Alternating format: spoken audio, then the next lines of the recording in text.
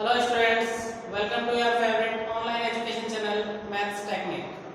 Friends, अपने पिछले lecture में हमने देखा था 9th क्लास की जो हमने क्लास स्टार्ट की थी चैप्टर 1.1 देखा था नंबर सिस्टम का। इसमें नंबर्स क्या होते हैं और नंबर सिस्टम के बारे में पूरी हमने डिटेल्स अच्छे से स्टडी कर ली थी। अब हम इसकी अगली एक्सरसाइज 1.2 वो भी यहाँ पर हम शुरू करेंगे। ठीक है, 1.2 में यहाँ पर कुछ क्वेश्चन है जो हम सॉल्व करेंगे, जिसमें फर्स्ट क्वेश्चन है अपने पास, state whether the following statements are true और फॉल्स, जस्टिफाई योर आंसर्स। मतलब यहाँ पर कुछ स्टेटमेंट्स दे रखे हैं, वो स्टेटमेंट्स ट्रू हैं या फॉल्स हैं ये हमको पता करना है और उसके लिए कुछ रीजन भी बताना है। मतलब जस्टिफाई योर आंसर मतलब उसका रीजन बताना है कि क्या है और क्यों है। ठीक है, फर्स्ट क्वेश्चन है, every irrational number is a real number, कि जितने भी इरेशनल नंबर्स हैं वो रियल नंबर्स हैं, ये हमको बताना है।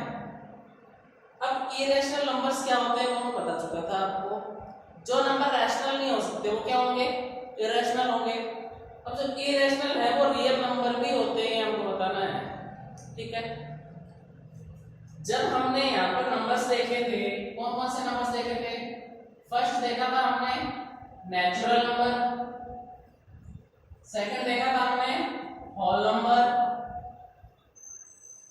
थर्ड देखा था हमने इंटीजर्स, फोर्थ देखा था हमने रैशनल नंबर, फिफ्थ देखा था इरेशनल नंबर। और इन सभी नंबर्स को हमने क्या बताया था? Real number. तो हमारा फर्स्ट जो स्टेटमेंट है वो क्या हो गया? ट्रू। ट्रू क्यों हुआ? क्योंकि जो रैशनल नंबर रियल नंबर्स हैं वो रैशनल और इरेशनल दोनों नंबर से मिलकर बनते हैं। तो इसके अंदर रियल नंबर के अंदर इरेशनल नंबर तो है ही, इसलिए अपना ट्रू हो गया। अपना यही क्या हो गया, इसका रीजन हो गया कि real numbers are those irrational and rational numbers both, या ये भी कह सकते हैं real numbers included natural number, whole number, integers, rational number and irrational also। ठीक है, ये हमारा फर्स्ट क्वेश्चन हो चुका है। अब तो फर्स्ट हमारा क्या हो गया? ट्रू। अब सेकंड क्वेश्चन देखते हैं इसी का, ये ट्रू फॉल्स हम कर रहे हैं यहाँ पर। सेकंड है, every point on the number line is of the form under root m where m is a natural number। यहाँ पर सेकंड क्वेश्चन है कि जो हमारे नंबर लाइन होती है ये, इसमें जितने भी नंबर्स होते हैं वो अंडर रूट m की फॉर्म में होते हैं और m यहाँ पर क्या होंगे? नेचुरल नंबर्स होंगे। नेचुरल नंबर्स ये इसमें बोला है कि नंबर लाइन पे जितने भी हों वो अंडर रूट m की फॉर्म में होंगे और सभी नेचुरल नंबर्स होंगे। लेकिन अगर आप देखें तो नेचुरल नंबर्स तो यहाँ से 0 1 2 3 4 5, 0 तो ऑल नंबर्स में काउंट हो गया। 1 2 3 4 5 ये सब क्या नेचुरल नंबर्स है, इनको अगर हम अंडर रूट की फॉर्म में लिख भी देते तो कोई दिक्कत नहीं है। लेकिन इस नंबर लाइन में नेगेटिव डिजिट्स भी तो होती हैं और नेगेटिव डिजिट्स तो अगर हमने अंडर रूट में लिख दिया तब ये क्या हो जाएंगे? इमेजिनरी नंबर हो जाएंगे, रियल नंबर्स बिल्कुल नहीं रहेंगे। इसलिए हमारा सेकंड स्टेटमेंट क्या हो गया? फॉल्स। क्यों? क्योंकि अंडर रूट में जैसे ही नेगेटिव नंबर्स आएंगे वो नेगेटिव नंबर्स आते ही वो सब क्या हो जाएंगे? इमेजिनरी नंबर्स हो जाएंगे, जो कि हम यहाँ पर बिल्कुल स्टडी नहीं कर रहे हैं, हम सिर्फ रियल नंबर्स की स्टडी कर रहे हैं। यहाँ पर क्वेश्चन क्या था कि every point on the number line is of the form under root m, कि नंबर लाइन में जितने भी पॉइंट्स हैं वो अंडर रूट m के फॉर्म में लिखे जा सकते हैं, बिल्कुल नहीं लिखा जा सकते। क्यों? क्योंकि यहाँ पर नेगेटिव नंबर्स भी हैं। ठीक है, यही हमारा रीजन हो गया।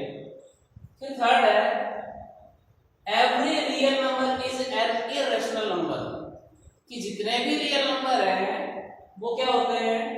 इरेशनल नंबर्स होते हैं।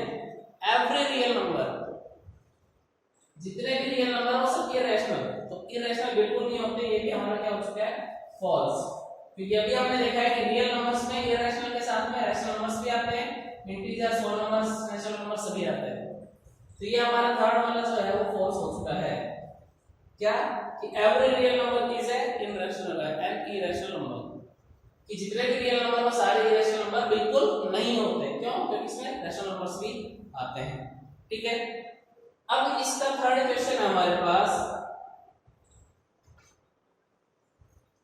थर्ड और इस एक्सरसाइज का लास्ट क्वेश्चन ये है। जो हमारी एक्सरसाइज है बिल्कुल छोटी सी है, इस वजह से हाँ, और मैं यहाँ पर बता चुका हूं आपको कि हम अभी पढ़ रहे हैं 1.2। ठीक है, रैशनल नंबर की सेकंड एक्सरसाइज 1.2, इसी का हम क्वेश्चन नंबर थर्ड कर रहे हैं अभी। क्वेश्चन नंबर थर्ड क्या है? क्वेश्चन नंबर थर्ड ये है कि हमको इसमें √5 को नंबर लाइन पे शो करना है।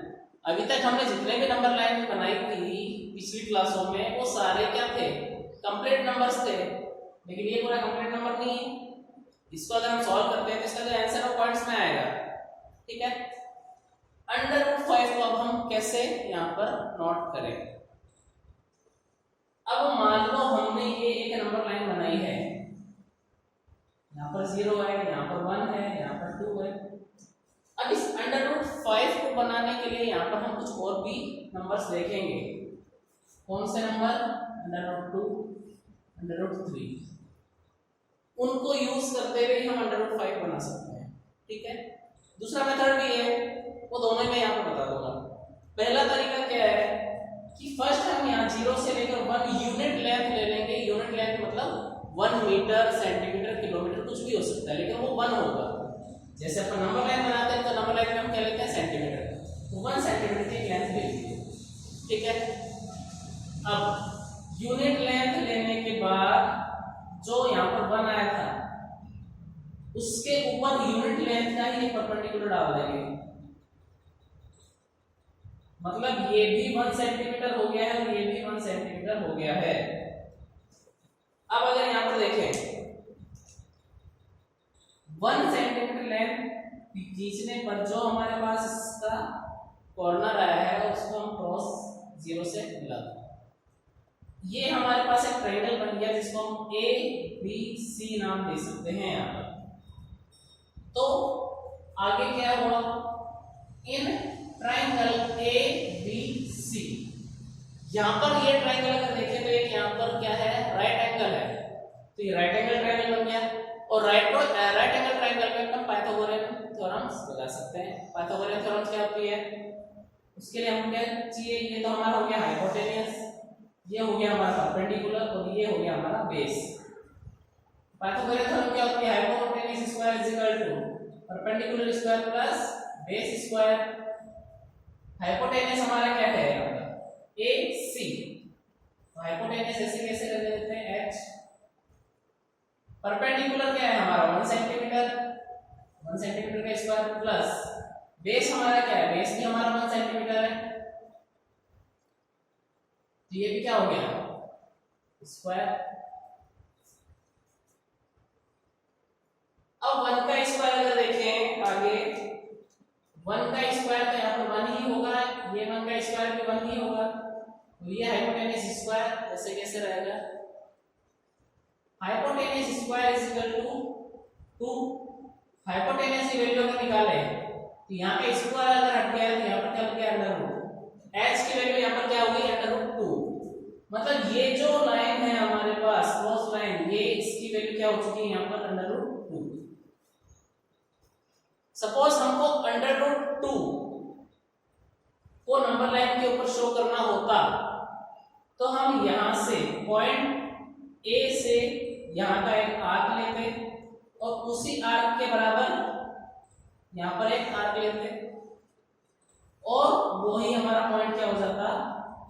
√2। मतलब यहां पर हम क्या कर देते? √2। जैसे यहां पर 1 है, 2 है, यहां पर क्या आ जाता? √2 को शो करना हो तो हम इस तरीके से करेंगे। ठीक है, अब यहां पर √2 हमको मिल चुका है, इसी से हम √3 भी फाइंड कर सकते हैं। कैसे? ये जो हमको √2 मिला है इस लाइन पे, ये जो लाइन हम देख रहे हैं यहाँ पर, इस पे एक परपेंडिकुलर यूनिट लेंथ का फिर से खींचेंगे। 1 सेंटीमीटर का। ठीक है, अब ये यूनिट लेंथ लेने के बाद वापस सेम प्रोसीजर हम यहां पर करेंगे। क्या करेंगे कि पॉइंट ए को मिला देंगे। ये √2 था, ये यही रहेगा। अब ए बी सी हम पहले इस ट्रायंगल को नाम दे चुके थे, नया जो है इस पॉइंट को नाम दे देते हैं बी। अब हम कहां देखेंगे, अब देखेंगे ट्रायंगल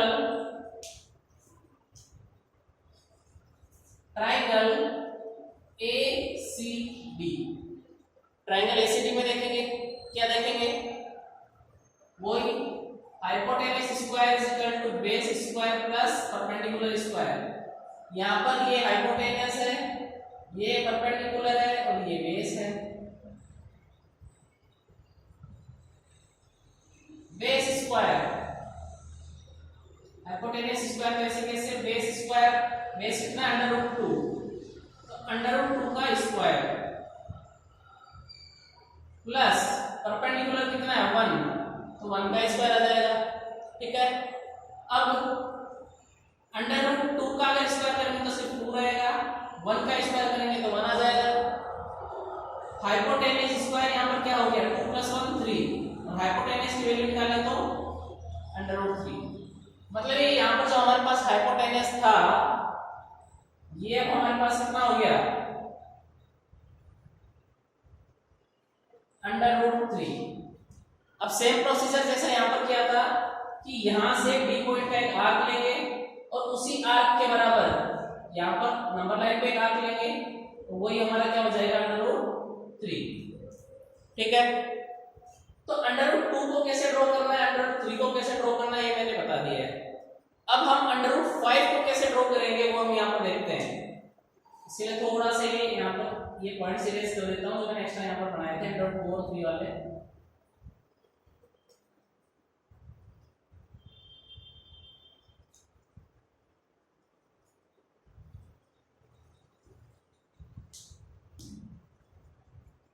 अब यहां पर सेम प्रोसीजर हमको करना है।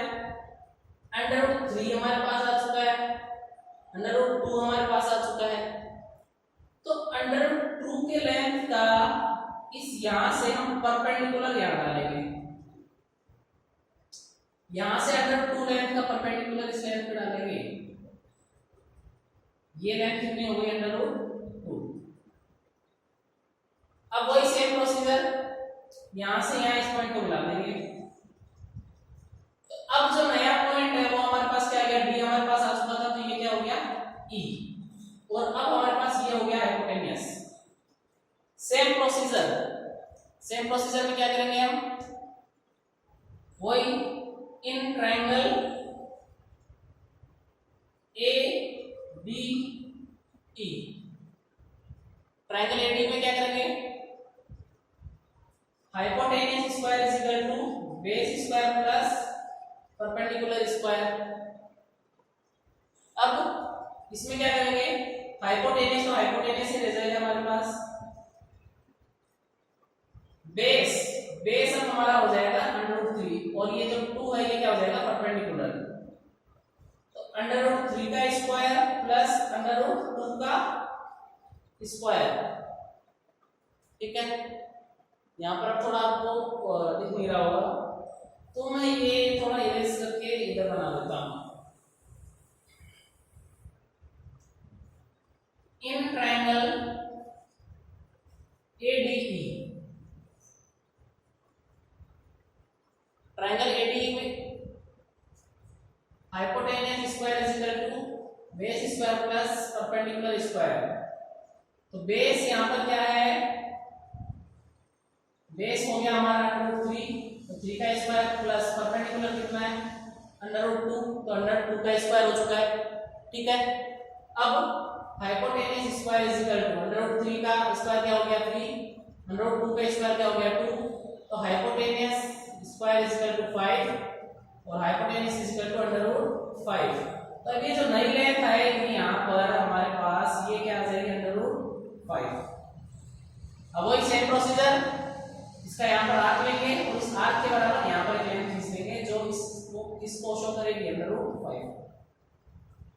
ठीक है, तो इस तरीके से किसी भी √ वाले डिजिट को हम नंबर लाइन पे शो कर सकते हैं। अब इसका जो मैं कह रहा था कि दो मेथड है, दूसरा मेथड भी बता देता हूं। दूसरा मेथड क्या है, पहले थोड़ा इसको रेस कर लेते हैं।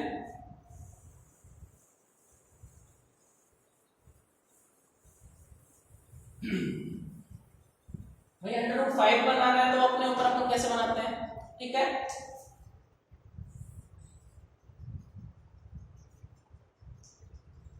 जीरो 1 1 2 आगे भी चलता रहेगा। तो जैसे हमने शुरू में यहाँ पर 1 यूनिट लेंथ ली थी, वैसे ही यहाँ पर शुरू में क्या ले लें, 2 यूनिट लेंथ ले लें और उस 2 पर ही 1 यूनिट लेंथ का यहाँ पर परपेंडिकुलर डाल देते हैं और फर्स्ट और लास्ट लाइन को यहाँ पर मिला लेंगे। ये हमारा क्या हो गया, ABC। तो सेम प्रोसीजर जो हमने अभी थोड़ी देर पहले किया था वो यहाँ पर करेंगे। यहाँ पर हमारे पास ये तो हो गया हाइपोटेनस स्क्वायर, ये हो गया हाइपोटेनस हो गया, ये बेस हो गया और ये क्या हो गया, परपेंडिकुलर। तो सेम इन ट्राइंगल, ये √5 का हम देख रहे हैं वापस।